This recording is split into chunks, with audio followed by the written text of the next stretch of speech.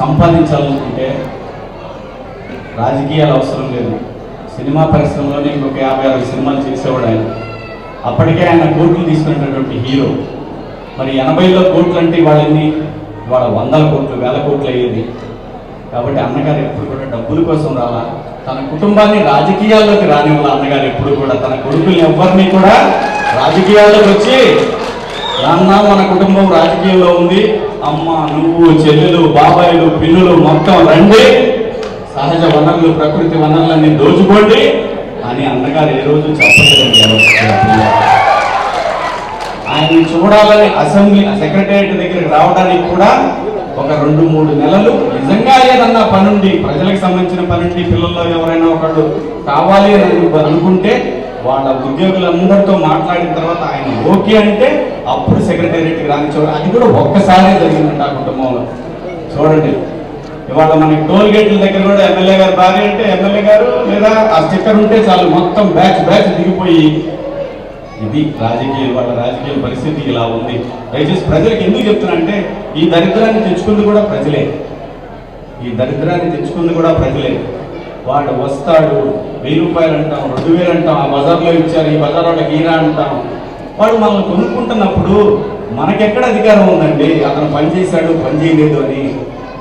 ఇదంతా రామారావు గారి టైంలో లేదండి. ఎందుకు గుర్తు చేస్తున్నానంటే రామారావు గారి టైంలో ఎప్పుడైతే ఇలాంటివన్నీ లేకుండా ఎన్నెన్నో పథకాలు వచ్చినాయి, అలాగే విద్య, వైద్యం, అలాగే రోడ్లు, ఇలాంటివన్నీ కూడా మనకి రావాల్సినటువంటి ఏవైతే ఏమంటారు ఇన్ఫ్రాస్ట్రక్చర్, ఈ ఇన్ఫ్రాస్ట్రక్చర్ అంతా కూడా రాజకీయ నాయకులు జేబుల్లోకి పోకుండా ఉండాలంటే నిజమైన నాయకులు ఎన్నుకోండి, నిజంగా ప్రజల కోసం పనిచేసే నాయకులు ఎన్నుకోండి, ప్రజలు దోచే నాయకులు కాదు.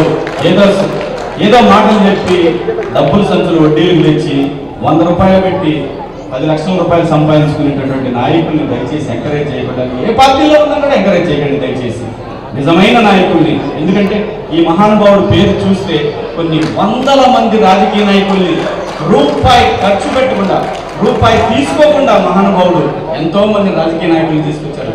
ముస్లిం సోదరులు కూడా, నిజంగా ముస్లిం సోదరులు ఎంతమంది ఉండేవాళ్ళు రాజకీయాల్లో, అది కూడా ఈ మహానుభావుడు క్రెడిటే. ఆయన తీసుకొచ్చాడు, రాజకీయాల్లో పెద్ద పెద్ద పదవులు ఇచ్చాడు ఆయన మహానుభావుడు. సో ఇలాంటివి మన చేతుల్లోనే ఉందండి మన సమాజం. నాకేంటంటే ఇక్కడికి వచ్చినప్పుడు చూస్తే నాకు అనిపిస్తుంది, చూడండి మన ముందు తరం వాళ్ళు ఇంత పెద్దది కడితే ఈ తరానికి వచ్చేసరికి చూడండి ఎలా ఉందో. ఇది మన సమాజం, నేటి సమాజం ఇది. దీనికి కారణం ఎవరు? మనమే దీనికి కారణం, ఇంకా వేరే ఎవరు కాదు. దయచేసి డబ్బులకి 2 రూపాయలు, నిజంగా 1000 రూపాయలు 2000 ఇస్తే వాడు రోజుకు 2 రూపాయలకి 4 రూపాయలు కొనుక్కున్నాడు. ప్లేట్ బజ్జీలు కూడా రాదు. దయచేసి డబ్బుతో రాజకీయం చేసేవాడిని ఎంకరేజ్ చేయకండి, నిజంగా పనిచేసేవాడిని ఎంకరేజ్ చేయండి. లేకపోతే మీ పిల్లలు, మీ మనవాళ్ళకి భవిష్యత్తు ఉండదు, ఒకరినొకడు పీక్కొని తింటారు. ఇలాంటి వాటికి దూరంగా ఉండాలంటే కనీసం ఈ తరం మేల్కొని చొక్కా పట్టుకోండి. ఎవడైతే అవినీతికి పాల్పడుతున్నాడో, నిజంగా అతను మన ఎమ్మెల్యే అయినా, మన ప్రెసిడెంట్ అయినా, మన వార్డు కౌన్సిలర్ అయినా, ఎవడైనా సరే రూపాయి అడగబాకండి. మనకు రావాల్సిన పనులన్నీ ధైర్యంగా చొక్కా పట్టుకొని అడగండి. చేయకపోతే అప్పుడు మాత్రమే ప్రజలకు న్యాయం జరుగుతుంది. అప్పటిదాకా న్యాయం జరగదు. సూట్ కేసులు తీసుకెళ్ళి చేతిలో బీఫామ్ తెచ్చుకున్నంత కాలం ఈ సమాజం బాగుపడదు. అన్నగారి ఆత్మ శోభిస్తూనే ఉంటుంది అటువంటి పరిస్థితులు చూసినప్పుడు.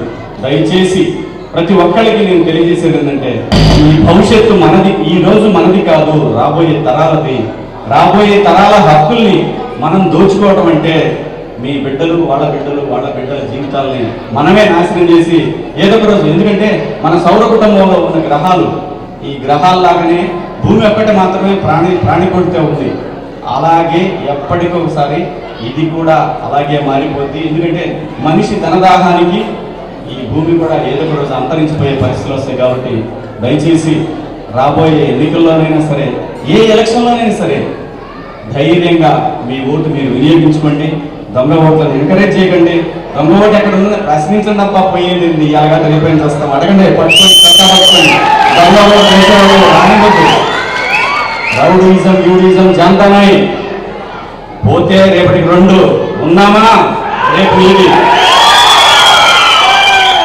ఎవరికి భయపడాల్సిన పని లేదు. చట్టానికి భయపడండి, చట్టానికి లోబడి పనిచేయండి. అందరికీ చట్టం సమానమే, ఎవడి చుట్టం కాదు ఇది. ఇది చట్టం అనేది రాజ్యాంగానికి లోబడి చేసినటువంటి చట్టాలన్నీ కూడా ఈ సమాజంలో బ్రతికే ప్రతి పౌరుడికి హక్కు ఉంది. ఆ హక్కును వినియోగించుకోలేనప్పుడు మనకన్నా సన్నాసులు ఈ భూమి మీద ఎవరో ఉండరు. దయచేసి పోరాడండి, పోరాడితే పోయేదే ఉంది. బానిస సంఖ్యలు తప్ప నా మహానుభావుడు చెప్పినట్టు దయచేసి రాబోయే ఎన్నికల్లో కానివ్వండి, ఆ తర్వాత వచ్చే ఎన్నికల్లో కానివ్వండి, నిలదీయండి, ధైర్యంగా ఓటేయండి, రూపాయి ఆశించకండి, భవిష్యత్తును ఊహించుకోండి. Thank you. జోహార్ ఎన్టీఆర్. ప్రభాకర్ చౌదరి గారు అన్నగారి వర్ధంతి కార్యక్రమాన్ని నిర్వహిస్తున్నాను. రావాల్ సోదర అన్నారు. ప్రభాకర్ చౌదరి గారు నాకు రాజకీయాల్లోకి రాకముందు నుంచి నాకు పరిచయం ఉంది. ఆయన సో రాజకీయాలతో నాకు సంబంధం లేదు. కేవలం అన్నగారి వర్ధంతి సందర్భంగా పిలిచారు. అన్నగారి వర్ధంతి అంటే భూమి మీద ఎక్కడున్నా ఎవరు పిలిచినా వెళ్తాను. సో అన్నగారు తెలుగు జాతి ఆత్మగౌరవం కోసం ఒక పార్టీని స్థాపించి ప్రజల కోసం సేవ చేశారు. కానీ దురదృష్టవశాత్తు అలాంటి నాయకులు ఈ రోజు లేరు. అన్నగారు వాళ్ళందరికీ కూడా బుద్ధి చెప్పి ఈ రాష్ట్రాన్ని బాగు చేయడానికి ఏం చేయాలో ఆయన నేర్పిస్తారని పైనుంచి ఆశిస్తూ ప్రజలందరూ కూడా స్వార్థ ప్రయోజనాలు ఓట్ల డబ్బుల కోసం కాకుండా మీ బిడ్డల కోసం ఓట్లు వేయండి, నిజమైన నాయకులను ఎన్నుకోండి. అది అప్పుడే ఎన్టీఆర్కి ఘనమైన నివాళి అవుతుంది. లేదంటే ఆయన ఆత్మకు శోభిస్తూనే ఉంటుంది. జై ఎన్టీఆర్, జోహార్ ఎన్టీఆర్. ఎంత ఆలోచించి ఆయన నడిపిన విధానము పవర్లకు రావాలంటే ఆయన చాలా సూక్ష్మమైన ఒకే ఒకటి కనిపెట్టి ఆయన ఎక్కడో అబ్జర్వ్ చేసింది.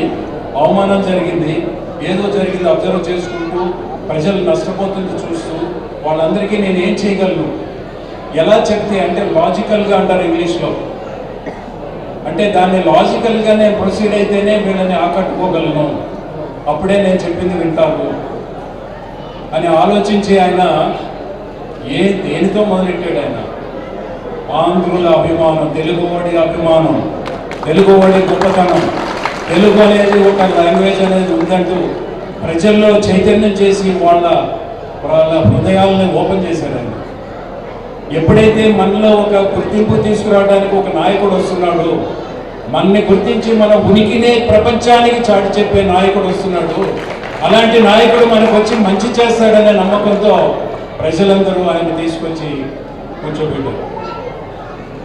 నాకు తెలిసి మన ఆంధ్రప్రదేశ్ ఎవరైనా ప్రూవ్ చేయమనండి, మన ఆంధ్రప్రదేశ్ మద్రాసు నుంచి విభజించిన తర్వాత ఒకే ఒక చీఫ్ మినిస్టర్ మన రాష్ట్రాన్ని అభివృద్ధి చేయడానికి పెను మార్పులు తెచ్చిన ఏకైక వ్యక్తి ఎన్టీ రామారావు గారు అని చెప్తాను. నేను ఒక పార్టీ పరంగా చెప్పలేదు, కావాలంటే మీరు హిస్టరీ తెలియదు చూడండి. చాలా మంది ఒకళ్ళు ఆరంభించింది ఇంకోటి కంప్లీట్ చేస్తారు, ఇంకోటి చేసింది ఇంకోటి కంప్లీట్ చేస్తారు. కానీ ఆయన కొత్త విధానం, కొత్త పద్ధతులు, అంతకుముందు ఏ చీఫ్ మినిస్టరు దాన్ని ప్రపోజ్ చేయని పద్ధతులన్నీ అనూహ్యమైన మార్పులు తీసుకొచ్చి అడ్మినిస్ట్రేషన్ కెపాసిటీ ఆయన ఒక సంచి క్రాస్ బెల్ట్ వేసుకుని ఒక సంచి వేసుకున్నాడంటే ఒక bag, is a chartered accountant.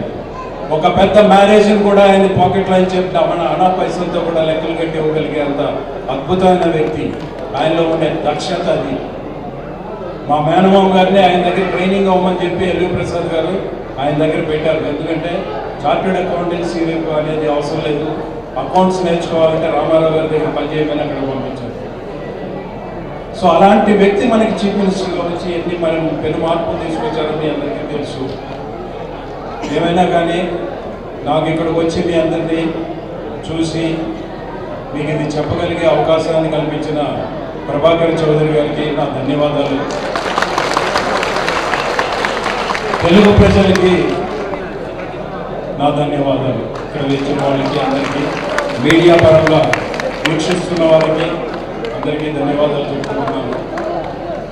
ఆఖరిగా ఒక మాట చెప్తానండి. వైజాగ్ నుంచి విజయవాడ వరకు ప్రత్యేక తరగతి హోదా గురించి పోరాడదామని చెప్పి ఎవరో పిలిస్తే సినిమా వాళ్ళకి బాధ్యతలు లేవా అని రెచ్చగొడితే నేను వస్తున్నాను, నేను ఖర్చు పెట్టుకుని నేనే వస్తానని ఫ్లైట్లో వెళ్ళి అక్కడ ఒక ఉద్యమానికి మేము బయలుదేరాము. ప్రతి కాలేజీకి వెళ్ళి పిల్లలకి అందరికీ చెప్పాను, తిట్టాను, పిచ్చి తిట్లు తిట్టుకుంటూ వచ్చాను. మీకు సిగ్గు నీతి మానవ రోషం ఏదన్నా ఉంటే